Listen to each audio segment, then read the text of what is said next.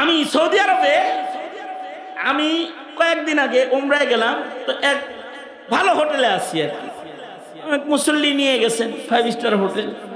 তো ওইখানে আইসা একটা ছেলে, ওই ছেলেটা আমার দাড়ি ধইরা কান্নাকাটি করতেছে, আমার দাড়ি ধরে কাঁদতেছে আর চুমাইতেছে আমার।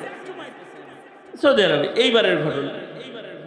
সে এটা আমি বললাম এরকম করতেছো কে তুমি? তুমি জীবনে দাড়ি দেখাও নাই?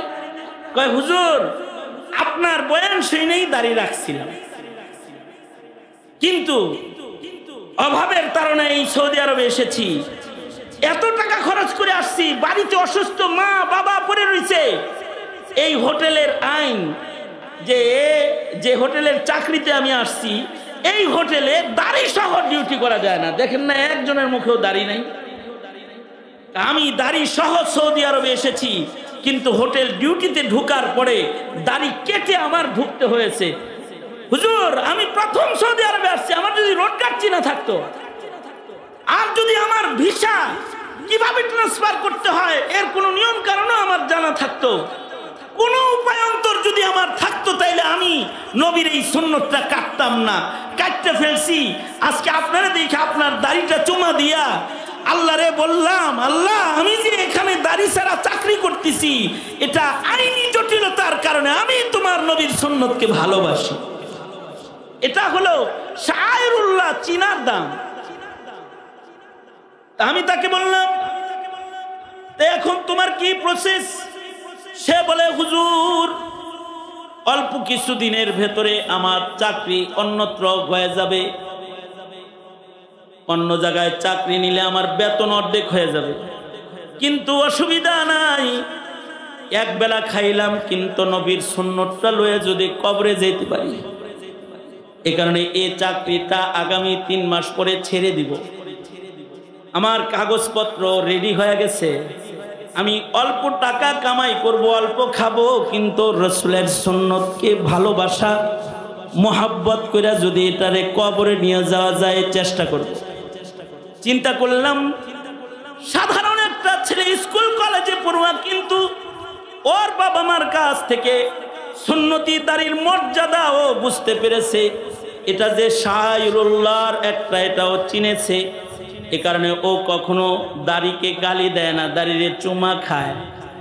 ও দাড়ি রাখার জন্য চাকরি পরিবর্তন করতে প্রস্তুত হয়ে যায়। এই যে দ্বীনি কিছু শিক্ষা সন্তানকে দেওয়া, এটা ফরজ, প্রতিটা মা বাবার জন্য এটা ফরজ আমল, যে তার সন্তানকে শরীয়তের যথেষ্ট জ্ঞান, যার দ্বারায় ইমান ইসলামের উপরে চলা তার উপরে সহজ হয়, এ শিক্ষা সন্তানকে দিয়ে দিবে। এটা প্রতিটা পিতামাতার নৈতিক দায়িত্ব। আপনি ছেলেটা জন্ম দিয়া তাকে ডক্টরের ডিগ্রি অর্জনের জন্য বিদেশ পাঠাইতে পারলেন, আপনি তাকে বড় শিক্ষিত বানাইতে পারলেন, কিন্তু ইমানদার বানাইতে পারলেন না। আপনি তো আল্লাহর কাছে নিকৃষ্ট পিতা। এ কারণে আপনাদেরকেও বলি, সন্তানকে আদর করেন, যত্ন করেন, সোনার প্লেটে খাওয়ান দেন, সোনার চামচ দিয়া খাওয়ান, অসুবিধা নাই, মানা করি না। আপনার সন্তানকে লন্ডনে, কানাডায় মাসে 10 লাখ টাকা খরচ করে আপনি পড়ান, অসুবিধা কি? 9 মাসে 63 লাখ খরচ হয় এক সেশনে, শুনলাম এক ইউনিভার্সিটি। আপনি ডেলি, আপনি এক মাসে 20 লাখ খরচ করে পড়ান, ডক্টরের ডিগ্রি নেওয়ান। কিন্তু আমরা একটা কথা বলি, সেটা হলো আপনি যেমন কালিমাওয়ালার ঘরে কালিমাওয়ালা, আপনার ছেলে মেয়েগুলোকে কালিমাওয়ালা বানাবেন, নাস্তিক বানাবেন না, মুরতাদ বানাইবেন না। বাস এই এতটুকু আবদার আপনাদের কাছে। আল্লাহ পাক বলেন, তোমরা এমনি দোয়া করো, রব্বানা হাবলানা মিন আজওয়াজিনা ওয়া যুররিয়াতিনা কুররাতা আয়ুন ওয়াজআলনা লিল মুত্তাকিনা ইমামা। প্রত্যেকটা মুসলমান তার দোয়ার ভেতরে আল্লাহকে বলবে, ওগো আমার মালিক, আপনি আমার বিবিদের থেকে আমার নসলের ভেতরে ইয়া আল্লাহ আমাকে নেক সন্তান দান করেন, যে সন্তান আমার চোখের শীতলতা হয়। অর্থাৎ দুই প্রকারের সন্তান, কিছু সন্তান দেখলে মা বাবার চোখের অশ্রু ঝরে, আর কিছু সন্তান দেখলে পিতা মাতার দিল জুড়ায় যায়, চোখ জুড়ায় যায়। কিছু সন্তানের দিকে তাকাইলে মা বাবা শান্তি পায়, আর কিছু কিছু সন্তান পিতা মাতাকে কাঁদায়। কিছু কিছু সন্তান নেককার হয়, নেককারদের সর্দার হয়, আবার কিছু কিছু সন্তান বদকার হয়, বদকারদের লিডার হয়। কেউ আছে গাঞ্জাখোরদের লিডার হয়ে যায়। কিছু সন্তান চোর বাটপার ডাকাতদের সর্দার হয়ে যায়। কিছু সন্তান আছে এরা চাঁদাবাজ হয়ে যায়। কিছু সন্তান আছে নাস্তিক বেঈমান মুরতাদ হয়ে যায়। এইগুলা পিতা, একটা মুসলিম পিতা মাতার জন্য এগুলো হলো অনেক বড় এক ইমতিহান। এমন সন্তান সন্ততি যদি কারোর ঘরে আইসা যায়, তখন এমন সন্তান তার চোখের পানি পড়ার কারণ হয়ে যায়। এ কারণে আল্লাহ পাক বলেন, সন্তান দাতা আমি, আমার গোলাম তোমরা আমার কাছে নেক সন্তান চাইবা, যে সন্তান তোমাদের চক্ষু শীতল করবে, যে সন্তান নেককারদের সর্দার হবে, এমন সন্তান তোমরা আমি রবের কাছে চাও। আমাদের এক বুজুর্গ তো বাংলা কবিতা দিয়েও শিখাইছে, তোমার যদি আরবি মুখস্থ না থাকে তাহলে বাংলায়ও রবের কাছে ভালো সন্তান চাও, যেটা তোমার জন্য দোয়া করবো। ইয়াদউ লাহু ওয়ালাদে সালেহ, পিতার জন্য দোয়া করে ওই সন্তানটা চাও। বলো আল্লাহর কাছে, বাংলাই বলো আল্লাহর কাছে যে আল্লাহ আমাকে তুমি এমন সন্তান দাও যেটা আমি মরে গেলে আমার জন্য দোয়া করব। এমন সন্তান দে মাওলা, এমন সন্তান দে, কামাই খাওয়ার আশা নাই, মরে গেলে দোয়া করবে যে। এটা আল্লাহর কাছে কামনা করা, এক নাম্বার দোয়া করা। দুই নাম্বার, সন্তান সন্ততি হয়ে গেলে তাদের পেছনে মেহনত করা, তাদেরকে তরবিয়ত দেওয়া পিতা মাতার দায়িত্ব। যেই মা বাবারা সন্তানের তরবিয়ত দেয় না, এরা হলো নিকৃষ্ট পিতা মাতা। আর যেই মা বাবাগুলা সন্তানকে তরবিয়ত দেয়, তাওহীদ শিখায়, রিসালাত শিখায়, খাতমে নবুয়াত শিখায়, আমাদের নবী শেষ নবী, আমাদের নবীর পরে আর কোনো নবী নাই, এই কথা যদি বিশ্বাস না করো তাহলে কিন্তু কাফের হয়ে যাইবা। এগুলো শিখায়। নবীদের আজমত শান, ইসমতে আম্বিয়া, নবীদের মর্যাদা কি, এগুলো শিক্ষা দেয় সন্তানকে। কোরআনের মর্যাদা কি, এটা শিক্ষা দেয় সন্তানকে।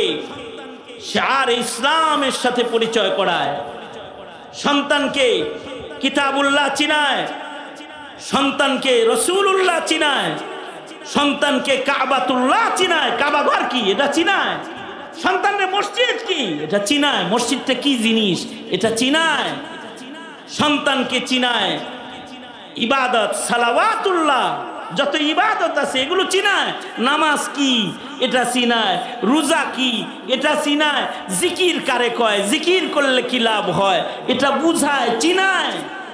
সন্তানকে জরুরি ইলমি দ্বীন সন্তানের কাছে তোহফা হিসাবে দিয়ে দেয়, চলার পথের পাথেয় বানায় দেয় তাকে। এই কোয়ালিটির পিতামাতা যারা আছে, এরা মইরা গেলেও তাদের সন্তানগুলা বেঈমান হয় না। কিছু কিছু সন্তান আছে এদের উগ্রতা এত বেশি যে মুসলমানের দাড়িকে গালি দেয়, অথবা দাড়িতে হাত লাগায় বেইজ্জতি করার চেষ্টা করে, দাড়ি ধইরা কাউকে অপমান করার চেষ্টা করে। আসলে এই নাফরমান দাড়ি যে কি জিনিস এটা বুঝেই না, দাড়ির মূল্য কি এটা জানে না, এটা যে শায়রুল্লাহর অন্তর্ভুক্ত, এটা যে শার ইসলাম, এটা কবরে না নিয়ে গেলে মুসিবত আছে, আর এটা কবরে নিয়ে যাইতে পারলেও রহমত আছে, এটা সে বুঝেই না, এটা চিনানো হয় নাই। যদি চিনানো হইতো তাহলে নিজে দাড়ি কোনো কারণে না রাখলেও কম আজ কম দাড়িকে বেইজ্জত করতো না, দাড়িকে বেইজ্জত করতো না সে। সংক্ষিপ্ত কিছু কথা আপনাদের সামনে বলবার জন্য বসেছি, যে বিষয়ে কিছু কথা কিছু সবক আপনাদের সামনে তাকরার করতে চাই, সেই দিকে চলে যাই। আমাদেরকে বানাইছেন কে? আরো জোরে আওয়াজ করে বলেন কে? কার ইচ্ছায় আমরা দুনিয়ায় আসছি? কার ইচ্ছায় চলে যাব? এই দুনিয়ার জীবনে আমাদের রিজিক কে দেয়? আমাদের হায়াতের মালিক কে? আমাদের ইজ্জত দাতা কে? আমাদের সুস্থতা অসুস্থতার মালিক কে? আমাদের ঘরে যে ছোট ছোট ছোট বাচ্চা এই সন্তান আদি দেয় কে? আল্লাহ দান করে। তোরা এত দৃষ্টি দিয়েছিস কে রে? কোন মাদ্রাসার মতো সব? হ্যাঁ,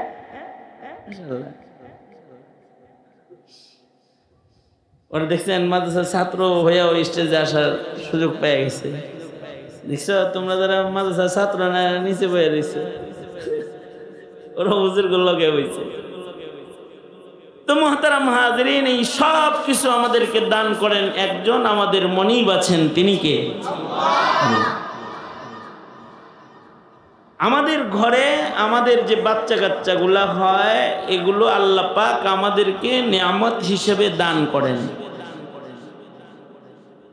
আমাদের এই সন্তানগুলার কিছু হক হুকুক আমাদের উপরে আছে। আমাদের ঘরের সন্তানগুলার হক হুকুক যদি আমাদের দ্বারা আদায় হয়, তাইলে এই সন্তানগুলা আমাদের জন্য দুনিয়ার জীবনে শান্তি, কবরের জগতে রহমত, হাসরের ময়দানে নাজাত ও মর্যাদা লাভের কারণ হয়ে যাবে। আর যদি আমাদের ঘরের একটা সন্তান নষ্ট হয়ে যায়, তাহলে মহান রব্বুল আলামিনের দরবারে আদালতে কিবরিয়াতে আমাদের সকলেরই কিন্তু এর জবাবদিহিতা আছে, আসামি হয়ে দাঁড়াইতে হবে। কারণ সন্তান সন্ততি পিতামাতার কাছে আল্লাহর দেয়া আমানত। এই আমানতের রক্ষণাবেক্ষণ, এই আমানতকে আহালের কাছে পৌঁছায়া দেওয়া, আল্লাহর গোলাম হিসেবে তাকে গড়ে তোলা, এটা আমাদের জন্য ইবাদত। এখনকার পরিবেশ পরিস্থিতি বড় ভয়ঙ্কর। স্কুল কলেজ শিক্ষাঙ্গনে এখন মানুষ গড়ার চাইতে, গড়ার মেহনত তো যতটুকু আছে, এই গড়ার মেহনতকে নষ্ট করে আমাদের সন্তানদেরকে ভ্রষ্ট করার চক্রান্তের সংখ্যা বেশি। তাদেরকে পড়ানো হয়, কিন্তু তাদেরকে দিন থেকে দূরে সরানো হয়। এই চক্র শিক্ষাঙ্গনে কাজ করতেছে দীর্ঘদিন। লম্বা 20টা বছর আওয়ামী লীগ ধর্মীয় শিক্ষাকে অচল করে দিয়ে গেছে, এটাকে ঐচ্ছিক শিক্ষায় রূপান্তরিত করেছে। এটায় পাশ করলেও পাশ, ফেল করলেও পাশ। যদি ধর্মে কেউ ফেল করে তাতেও কোনো লস নাই, আর যদি 100 নম্বর পায় তাতেও কোনো লাভ নাই। এটাকে ঐচ্ছিক শিক্ষায় রূপান্তরিত করে গেছে। আমরা দীর্ঘদিন যাবৎ আমাদের স্কুলগুলোতে ধর্মীয় শিক্ষক নিয়োগ দেওয়ার আবেদন করলেও এটাকে কান দেয় নাই বিগত দিনের ফ্যাসিস্ট সরকার। তারা আমাদের সন্তানদেরকে তারা গোমাতা চিনাইছে, ট্রান্সজেন্ডার চিনাইছে, ডারউইনের মিথ্যা মতবাদ, মানুষ বানর জাতি, এটা শিখাইছে। কিন্তু আল্লাহ, রসুল, ইসলাম, দ্বীন, ঈমান, ইবাদত, আখলাক এর শিক্ষার থেকে আমাদের সন্তানদেরকে বঞ্চিত করেছে। এটা দীর্ঘদিন ধরে করতেছে। একটা পর্যায়ে এসে আমাদের সন্তানরা ন্যূনতম মাদ্রাসা, মাহফিল এগুলো থেকেও যেন দিন না পায়। দাওয়াত, তাবলীগ এর থেকেও যেন দিন শিখতে তারা না যায়। এদেশের মাদ্রাসাগুলো এগুলোর উপরে বিভিন্ন ধরনের অপবাদ দিয়ে মাদ্রাসাগুলোকে জঙ্গি প্রজনন কেন্দ্র বলার চেষ্টা বলেছে। এদেশের আলেম ওলামার কথা যেন সাধারণ পাবলিক প্রজন্ম যেন শুনতে যাইতে ভয় পায়, এ কারণে থানায় চোরের লিস্ট না দিলেও আলেমদের লিস্ট থানায় জমা দিয়ে রেখেছে। আমার বাড়ি মানিকগঞ্জে, কিন্তু আমি এই সাটুরিয়াতে নাগরপুরে এই ঘিউরে আমি মাহফিল করতে আসতে পারি নাই, কারণ হেফাজতের আসামি হিসেবে যুগ্ম মহাসচিব হিসেবে আমার নাম থানায় জমা ছিল। কোনো জায়গায় আমার বয়ান করতে হলে পুলিশের এজাজত লয়ে যাওয়া লাগতো, আর কোনো মাহফিল কর্তৃপক্ষ আমাকে কথা বলাইতে হলে থানার পারমিশন নিয়ে তারপরে মাহফিল করতে হইতো। আপনাদের সাটুরিয়া থেকে আমি এসে ঘুরে গেছি, আমাকে বয়ান করতে দেয় নাই। মাহফিল পর্যন্ত আমি এসে পড়েছি, বয়ান করতে দেয় নাই। এগুলো দিয়ে কি শিখাইছে? হুজুর না, থানায় লিস্ট চলে যাবে। হুজুরদের কথা শুনতে যাওয়ার দরকার নাই, তাদের নামে থানায় লিস্টই জমা আছে। এগুলো প্রজন্মের জন্য একটা হুমকি ধামকি। তারা যেন আলেমদের কাছে না যায়, তারা যেন আলেমদের বয়ান শুনতে না যায়। এ কারণে এদেশের আলেম ওলামার উপরে মিথ্যা অপবাদের কালি লেপন করে আলেমদের চারিত্রিক জীবনের উপরে আঘাত করার মতো নষ্ট চক্রান্ত আওয়ামী লীগ করেছে। এগুলা করতে করতে শেষ বেলায় আমাদের দেশের উলামা হযরত যারা, তাদেরকে হক কথা বলা বন্ধ করার জন্য আলেম উলামাকে জেলের তালাবদ্ধ করেছে, জুলুম করেছে, নির্যাতন করেছে, শহীদ করেছে। জাতি তো আন্দোলনের মুখে তাকে তাড়াইল, কিন্তু এখন যারা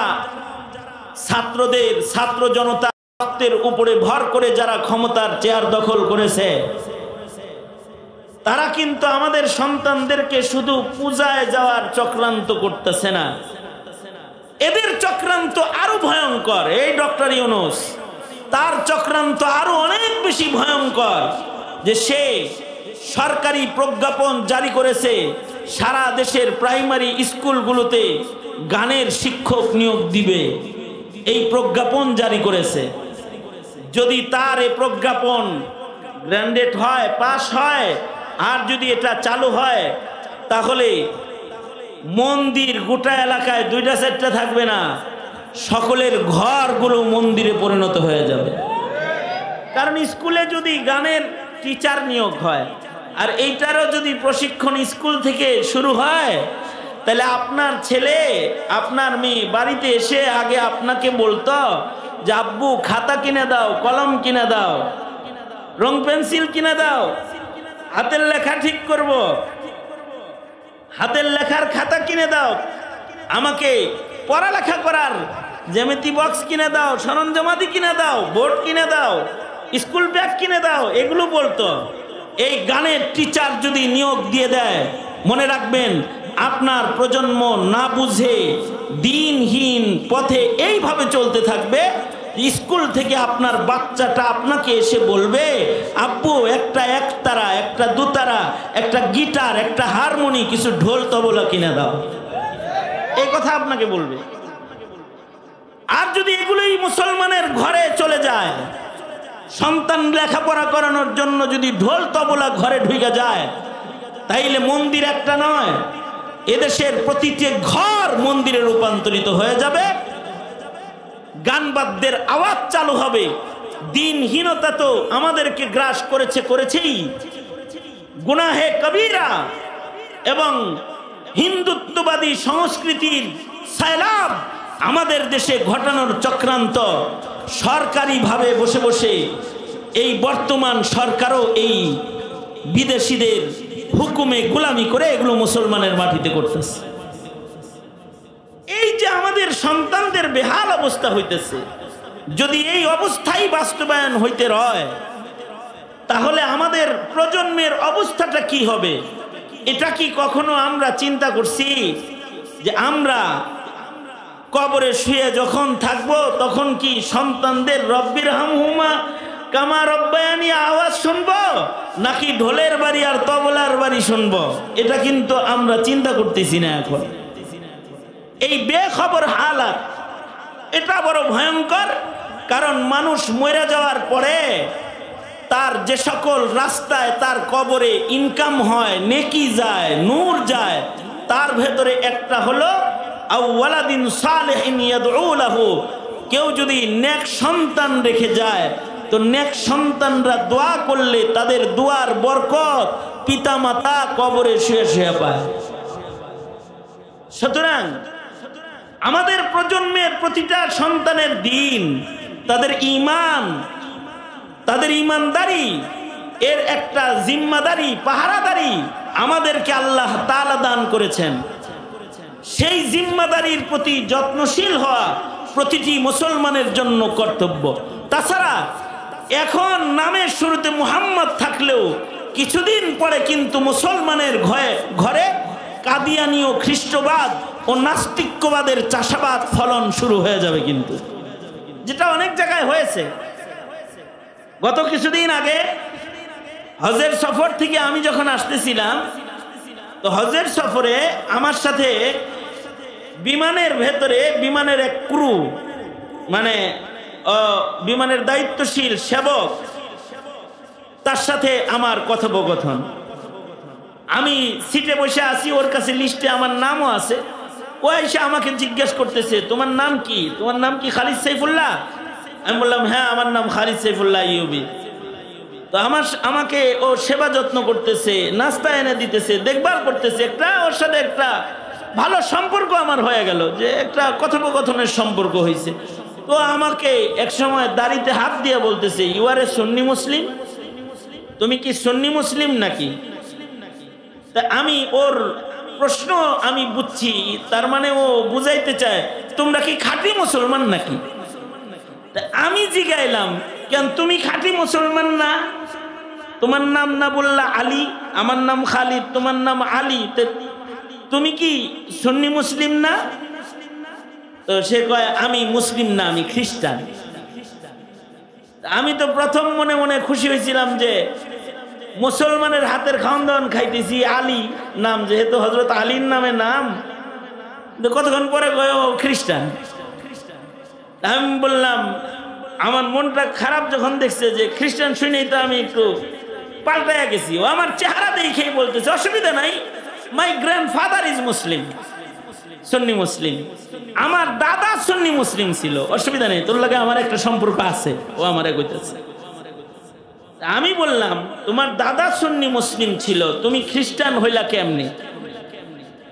তো বলল,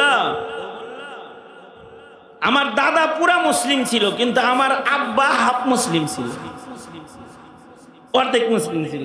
তার মানে আমার দাদা পুরা মুসলিম, দাদিও মুসলিম, কিন্তু আমার আব্বা মুসলিম ঠিক, কিন্তু আমার আব্বা খ্রিস্টান বিয়ে করছে। মানে শেখ হাসিনার পোলার মতো আর কি, বুঝেন নাই বিষয়টা? আমার বাবা তো মুসলিম, কিন্তু আমার মা খ্রিস্টান, সে বলল। আমি বললাম, তোমার মা যে খ্রিস্টান, তো খ্রিস্টান বিয়ে করলো, তোমার বাপ মুসলিম ছিল। ও আমার অসুবিধা নাই, ওটাও খ্রিস্টান ধর্ম, তো ধর্ম। তোমরাও একটা নবী মানো, আমরাও একটা নবী মানি। তোমাদের নবী হলো মুহাম্মদুর রাসূলুল্লাহ সাল্লাল্লাহু আলাইহি সাল্লাম, আর আমাদের নবী হলো ঈসা আলাইহিস সালাতু ওয়াস সালাম। অসুবিধা কি?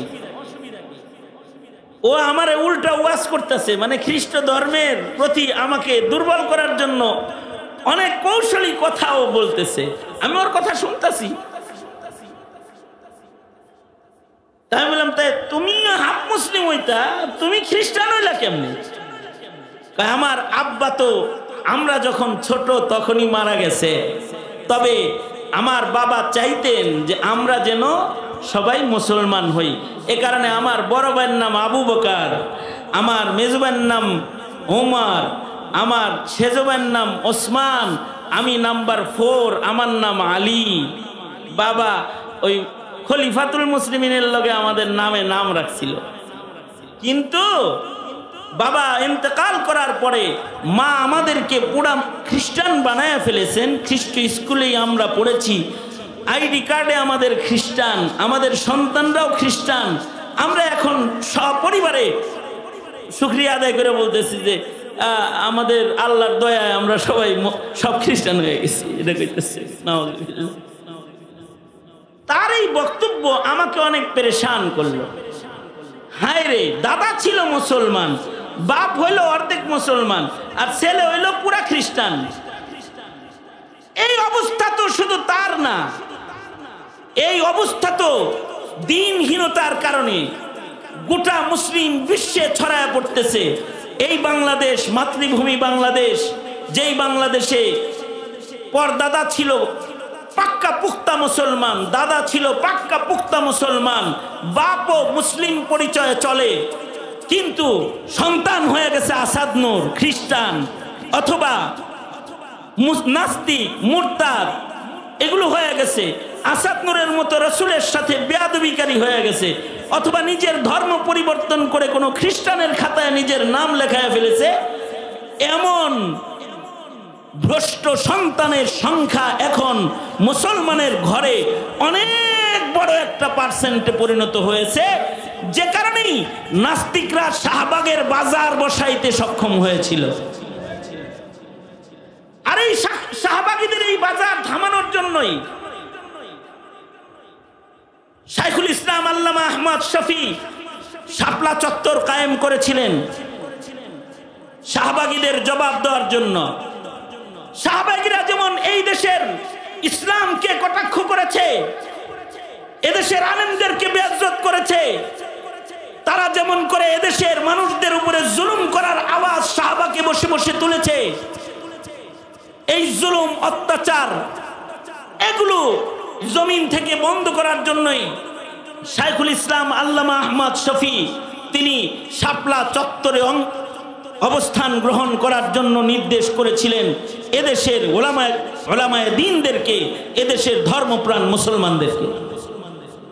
তাদের 13 দফা দাবি ছিল, যেই দাবির ভিতরে ছিল মুসলমানদের ধর্ম শিক্ষার নিশ্চয়তা, মুসলমানদের ঈমান আকীদার নিশ্চয়তা, মুসলমানদের নবীকে কেউ গালি দিলে তার ফাঁসি, তার মৃত্যুদণ্ডের আইন, কাদিয়ানীদেরকে অমুসলিম ঘোষণা করা, দেশে ইসলাম ও ইসলামী মূল্যবোধকে প্রতিষ্ঠা করার 13 দফা নিয়ে যখন শাইখুল ইসলাম আল্লামা আহমদ শফি শাপলা চত্বরে বসেছিলেন, হাসিনা করে রাতের অন্ধকারে বাতি বন্ধ করে সেদিন এদেশের আলেমদেরকে হত্যা করেছিল, শহীদ করেছিল।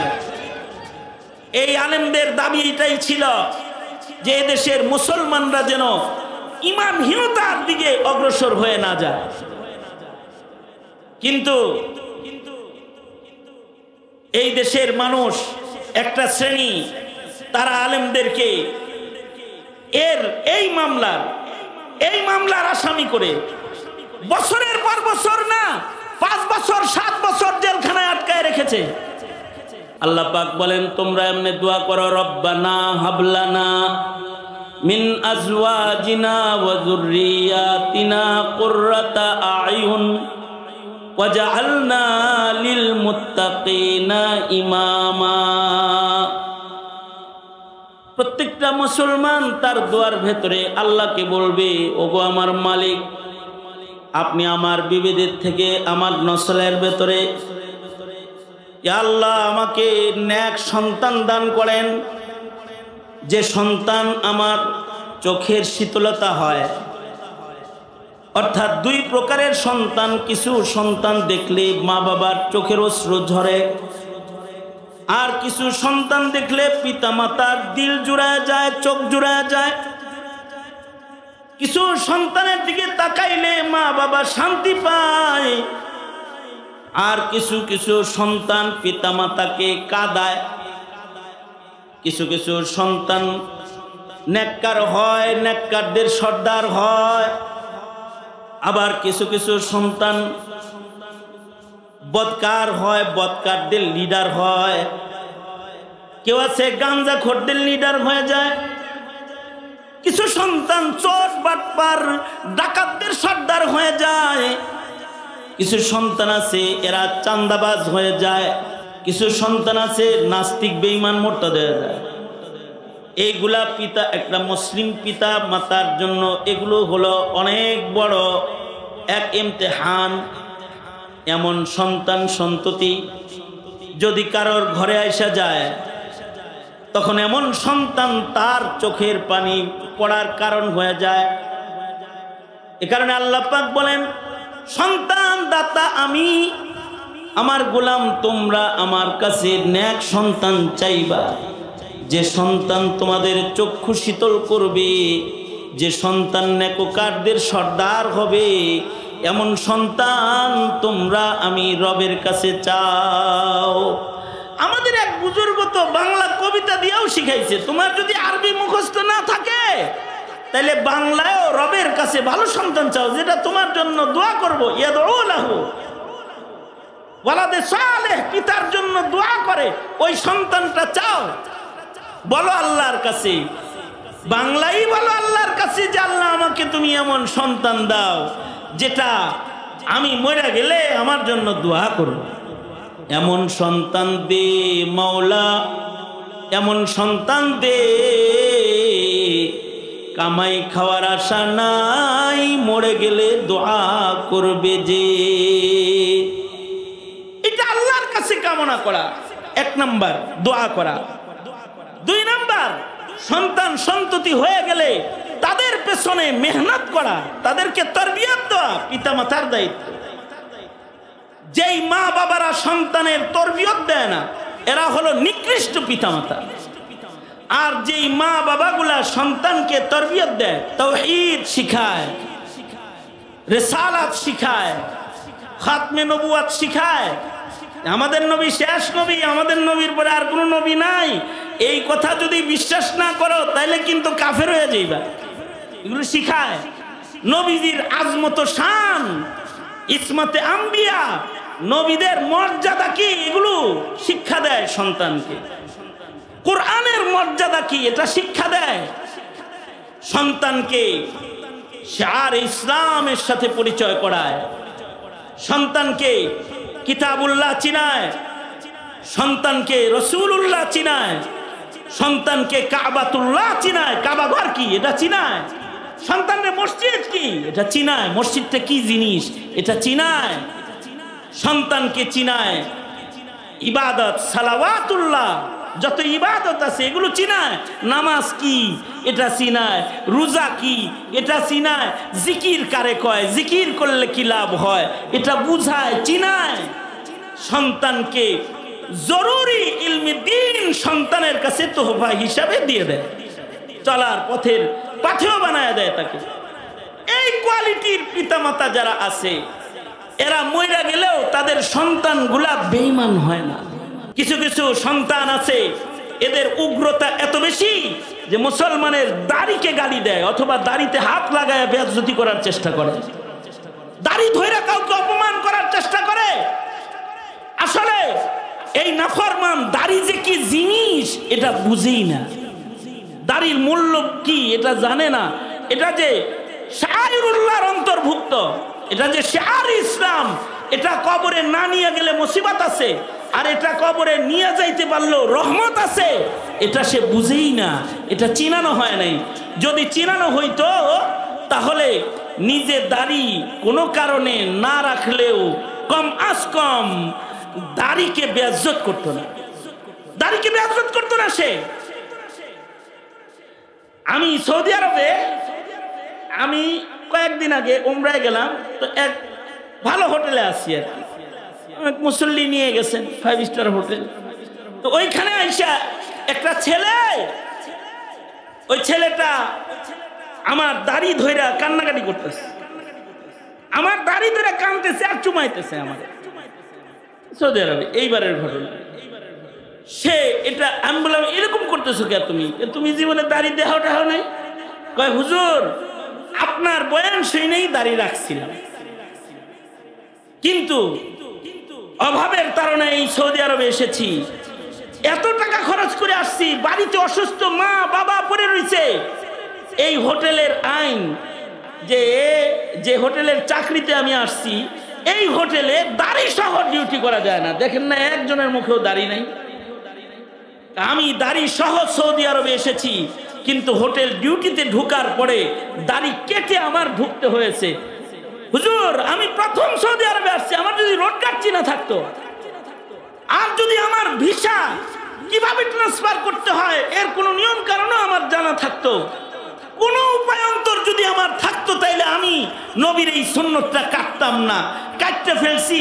আজকে আপনারা দেখে আপনার দাড়িটা চুমা দিয়া আল্লাহরে বললাম, আল্লাহ, আমি যে এখানে দাড়ি ছাড়া চাকরি করতেছি, এটা আইনি জটিলতার কারণে আমি তোমার নবীর সুন্নতকে ভালোবাসি। এটা হলো শায়রুল্লাহ, চিনার দাম। আমি তাকে বললাম, এখন তোমার কি প্রসেস? সে বলে, হুজুর, অল্প কিছুদিনের ভেতরে আমার চাকরি অন্যত্র হয়ে যাবে, অন্য জায়গায় চাকরি নিলে আমার বেতন অর্ধেক হয়ে যাবে, কিন্তু অসুবিধা নাই, এক বেলা খাইলাম, কিন্তু নবীর সুন্নতটা লয়ে যদি কবরে যেতে পারি, এ কারণে এই চাকরিটা আগামী 3 মাস পরে ছেড়ে দিব। আমার কাগজপত্র রেডি হয়ে গেছে, আমি অল্প টাকা কামাই করব, অল্প খাবো, কিন্তু রসুলের সুন্নতকে ভালোবাসা মোহাব্বত করে যদি এটারে কবরে নিয়ে যাওয়া যায় চেষ্টা করব। চিন্তা করলাম, সাধারণ একটা ছেলে স্কুল কলেজে পড়ুয়া, কিন্তু ওর বাবা মার কাছ থেকে সুন্নতি দাড়ির মর্যাদা ও বুঝতে পেরেছে, এটা যে শায়রুল্লাহর একটা, এটাও চিনেছে। এ কারণে ও কখনো দাড়িকে গালি দেয় না, দাড়িরে চুমা খায়। ও দাড়ি রাখার জন্য চাকরি পরিবর্তন করতে প্রস্তুত হয়ে যায়। এই যে দ্বীনি কিছু শিক্ষা সন্তানকে দেওয়া, এটা ফরজ, প্রতিটা মা বাবার জন্য এটা ফরজ আমল, যে তার সন্তানকে শরীয়তের যথেষ্ট জ্ঞান, যার দ্বারা ইমান ইসলামের উপরে চলা তার উপরে সহজ হয়, এ শিক্ষা সন্তানকে দিয়ে দিবে। এটা প্রতিটা পিতামাতার নৈতিক দায়িত্ব। আপনি ছেলেটা জন্ম দিয়া তাকে ডক্টরের ডিগ্রি অর্জনের জন্য বিদেশ পাঠাইতে পারলেন, আপনি তাকে বড় শিক্ষিত বানাইতে পারলেন, কিন্তু ইমানদার বানাইতে পারলেন না। আপনি তো আল্লাহর কাছে নিকৃষ্ট পিতা। এ কারণে আপনাদেরকেও বলি, সন্তানকে আদর করেন, যত্ন করেন, সোনার প্লেটে খাওয়ান দেন, সোনার চামচ দিয়া খাওয়ান, অসুবিধা নাই, মানা করি না। আপনার সন্তানকে লন্ডনে, কানাডায় মাসে 10 লাখ টাকা খরচ করে আপনি পড়ান, অসুবিধা কি? 9 মাসে 63 লাখ খরচ হয় এক এক সেশনে, শুনলাম এক ইউনিভার্সিটিতে। আপনি ডেলি, আপনি এক মাসে 20 লাখ খরচ করে পড়ান, ডক্টরের ডিগ্রি নেওয়ান। কিন্তু আমরা একটা কথা বলি, সেটা হলো, আপনি যেমন কালিমাওয়ালার ঘরে কালিমাওয়ালা, আপনার ছেলে মেয়েগুলোকে কালিমাওয়ালা বানাবেন, নাস্তিক বানাবেন না, মুরতাদ বানাইবেন না। বাস এই এতটুকু আবদার আপনাদের কাছে। এইটাকে সহজে বাস্তবায়ন করার জন্য আমরা পরামর্শ দিয়ে থাকি, কমপক্ষে এই যে ফাতেমাতুজ জাহরা মহিলা মাদ্রাসা, আসহাবে সুফফা ক্যাডেট মাদ্রাসা, এইগুলোতে যদি নুরানির কিছু শিক্ষা একটু নড়াচড়া দেওয়া নেন, তাতেও এই সন্তানটা দিন সম্পর্কে যথেষ্ট ধারণা পেয়ে যাবে। আর যদি ওর ভেতরে দিনের দরদ ঢুকে যায়, তাহলে ও হাফেজ আলেম হয়ে যাবে। ন্যূনতম একটা হাফেজ যদি হয়, তাহলে আপনি মা বাপ হিসাবে আপনাদেরকে আল্লাহ তাআলা নূরের তাজ পরায় ময়দানে মাহশারে পুরস্কৃত করবে। সুতরাং আমাদের সন্তান সন্ততি, আমাদের আওলাদ ফরজন্দ, এগুলো আল্লাহর দেয়া নিয়ামত। এই নিয়ামতগুলোকে সঠিক ব্যবহার করা, সঠিক পরিচর্যার মাধ্যমে এদেরকে গড়ে তোলা, আল্লাহ তাআলা আমাদের সবাইকে আমাদের সন্তানদের কদর করার, আল্লাহর এই নিয়ামতগুলোকে রক্ষণাবেক্ষণ করার, তাদেরকে ঈমান শিখানোর তৌফিক আল্লাহ আমাদের দান করুন। আমিন বলেন।